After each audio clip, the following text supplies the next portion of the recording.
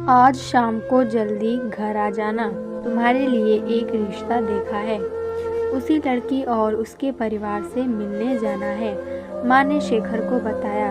शेखर का माँ की बात सुनते ही मुंह बन गया। अभी 2 साल ही तो हुए हैं उस नौकरी शुरू करे। अभी और 2 साल तक वो शादी नहीं करना चाहता था। कुछ कहने के लिए उसने मुंह खोला ही था कि माँ के आंखों से झलकते गुस्से ने उसे अच्छे से समझा दिया कि आज उसकी एक भी नहीं चलेगी। सो उसने चुपचाप कहा, जी माँ, आ जाऊँगा। 3 बजे तक शाम को शेखर और उसके मम्मी पापा सब लड़की यानी शिखा के घर गए। शिखा 2 बहनें थी, बड़ी शिखा और छोटी निधि। दोनों में सिर्फ 1 साल का अंतर था। शिखा ने पढ़ाई पूरी करके अभी 6 महीने पहले ही नौकरी करना शुरू किया था और निधि की पढ़ाई भी पूरी होने वाली थी। दरवाज़ा शिखा के पापा ने खोला और उन्हें बड़े आदर से अंदर लेकर गए। पानी पीकर हाल चाल जानने के बाद शिखा को बाहर बुलाया गया। निधि शिखा को लेकर बाहर आई। दोनों बहनें यूं तो बड़ी प्यारी थी और उनके नाक नक्शे तीखे थे, पर शिखा कुछ ज़्यादा ही सुंदर थी। शेखर के मम्मी पापा को देखते ही शिखा पसंद आ गई, पर शेखर की निगाहें तो अपनी बहन शिखा को छेड़ती हुई निधि की शैतान निगाहों में खो गई। अब उसे समझ आया कि शायद लोग किसी पहली नज़र का प्यार कहते हैं, पर शेखर के सामने बहुत बड़ी दुविधा थी। सबसे पहले तो उसे पता था कि बड़ी बहन के लिए आए हुए रिश्ते वाले अगर छोटी को पसंद करेंगे तो पूरे परिवार का मुंह बन जाएगा, और जिसमें निधि तो अभी पढ़ ही रही है।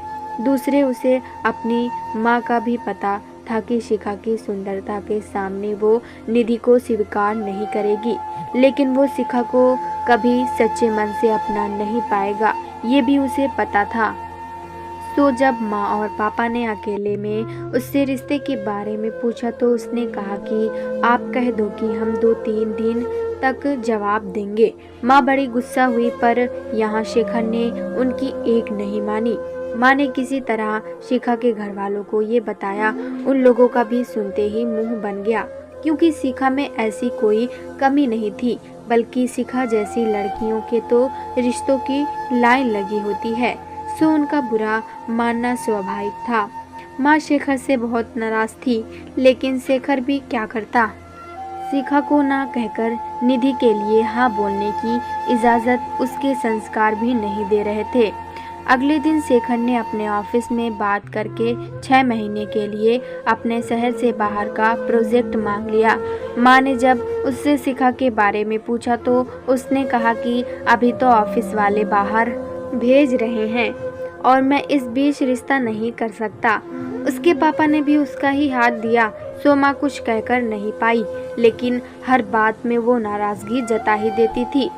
अभी शेखर को गए 2 महीने ही हुए थे कि एक दिन माँ ने फ़ोन कर उसे शिखा की शादी के बारे में बताया और साथ ही साथ उसे डांट कर इतनी अच्छी लड़की हाथ से निकल जाने का दुख भी जताया। माँ इतना गुस्सा थी कि शेखर की हिम्मत ही नहीं हुई निधि के बारे में बताने की। उसने माँ से माफ़ी भी मांगी, पर माँ शिखा के रिश्ता हाथ से निकल जाने के कारण बहुत दुखी थी। शिखा की शादी के बाद से ही शेखर को डर लगने लगा था कि कहीं निधि की शादी भी तय न हो जाए। वैसे भी ज़्यादा फर्क नहीं था दोनों बहनों की उम्र में, इसलिए वो निर्धारित समय से पूर्व ही अपना प्रोजेक्ट पूरा कर वापस अपने शहर आ गया। शेखर अपने घर वापस आकर बड़ा खुश था। बाहर जाना तो उसकी मजबूरी थी और फिर वापस आकर ही तो वो निधि से शादी की कोशिश कर सकता था। अब बस उसे सबको अपने मन की बात समझानी थी। सबसे पहले उसने निधि से ही शुरू करने की सोची। उसके कॉलेज का नाम तो उसने तभी पूछ लिया था जब उसकी बहन को देखने गया था। जो शेखर अब रोज ऑफिस से हाफ लीव लेकर उसके कॉलेज के आसपास घूमने लगा। एक दिन किस्मत से निधि दिख भी गई, पर नज़र मिलते ही शेखर उसकी आंखों में अपने लिए गुस्सा देख पीछे हट गया। उसे समझ आ गई कि निधि उससे बात नहीं करने वाली। फिर भी शेखर ने 10-15 दिन बड़ी कोशिश की निधि से बात करने की, पर सफल नहीं हो पाया। उसे तो अपनी जिंदगी ही व्यर्थ लगने लगी, लेकिन वो भी हार मानने वाला नहीं था। निधि के बिना जीवन की कल्पना भी मुश्किल थी, तो ऐसे में हार मानने का क्या फायदा। शेखर ने अपनी माँ से बात करने की कोशिश की, पर माँ तो शिखा निधि का नाम सुनते ही नए सिरे में आग बबूला हो गई और उन्होंने शेखर से बात करनी बंद कर दी। पिताजी तो घरेलू मामलों में दखल ही नहीं देते थे, बल्कि आराम से कह देते कि ये डिपार्टमेंट तो तुम्हारी माँ का है, वही संभालेगी। शेखर मायूस होकर रह गया। निधि को पाने का कोई तरीका उस दिखाई नहीं दे रहा था। ऐसे ही एक दिन उसे अचानक मॉल में शिखा दिखाई दी। उसके साथ शायद उसके पति थे। बस शेखर को तो ऐसे लगा जैसे डूबते को तिनके का सहारा मिल गया। वो तेजी से शिखा की ओर बढ़ा। हालांकि उसे पता था कि उसके बर्ताव के कारण शिखा भी उससे गुस्सा होगी, लेकिन ये मौका वो छोड़ना नहीं चाहता था। जैसे ही वो शिखा के पास पहुंचा, शिखा ने उसे देखकर गुस्से में मुंह फेर लिया। शेखर ने उसके पति को नमस्ते करके अपना परिचय दिया। तभी शिखा बोल पड़ी कि आप क्या चाहते हो, जाओ यहाँ से, कोई तुमसे बात नहीं करना चाहता। बड़ा घमंड है ना तुम्हें। तभी कोई जवाब तक नहीं आया। तुम्हारी तरफ से शेखर ने उस दोनों के आगे हाथ जोड़ दिए और कहा कि आप एक बार मेरी बात सुन लीजिए, और फिर भी अगर मुझे से नाराजगी रहे तो मैं यहाँ से चला जाऊंगा। शिखा के पति ने शिखा के कंधे पर हाथ रखकर उसे शांत किया और शेखर को बोलने का इशारा किया। शायद उन्हें शेखर की हालत देखकर समझ आ गया था कि उसे कोई बहुत जरूरी बात बतानी है या उस पर तरस आ गया था। खैर जो भी हो, शेखर के लिए तो ये लगातार बरसात में धूप खिलने जैसा था। शेखर ने सबसे पहले शिखा से अपने किए की माफी मांगी और उन्हें बताया कि कैसे उसे पहली नजर में ही निधि से प्यार हो गया था, जिस कारण उसने अपनी माँ और शिखा को कोई जवाब नहीं दिया और चुपचाप दूसरे शहर चला गया था।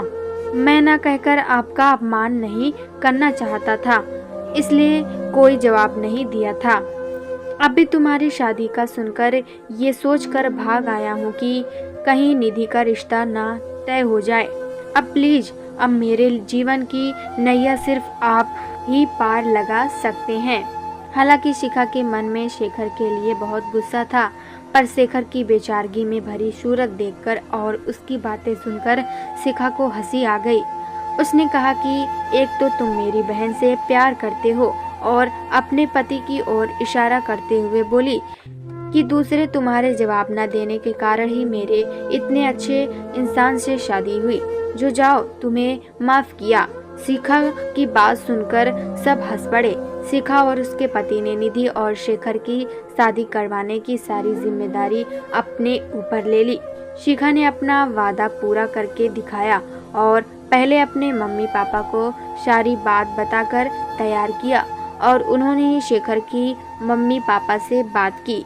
दोनों तरफ के घर वालों को शेखर के दिल का हाल बताकर शिखा ने तैयार कर लिया, लेकिन निधि को मनाने में उसे बहुत मेहनत करनी पड़ी। निधि से अपनी बहन का अपमान बर्दाश्त नहीं हुआ था, लेकिन शिखा ने जबरदस्ती शेखर और निधि को 2-4 मुलाकातें करवाई। निधि भी शेखर के सुलझे शांत स्वभाव के कारण उसे पसंद करने लगी और उसने शादी के लिए हाँ कह दी। शेखर की माँ भी सारी बात समझकर बेटे की खुशी में खुश हो गई। 2 महीने हो गए उन सब बातों को और शेखर और निधि की आज शादी है। सब बहुत खुश हैं। शेखर को आज जाकर थोड़ा चैन आया है कि बस थोड़ी देर में निधि उसकी हो जाएगी और वो अपने नसीब का शुक्रगुजार हो रहा है कि इतनी रुकावटें आने पर भी उसे अपना पहला प्यार मिल ही गया। ये सोचकर मुस्कुराते हुए शेखर स्टेज की ओर बढ़ गया।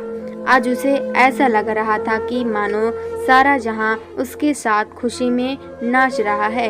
आज उसकी मंजिल उसकी निधि, जो उसकी हमसफर बनने वाली थी। प्यारे दोस्तों, अगर ये कहानी आपको पसंद आए तो लाइक सब्सक्राइब करना ना भूलें।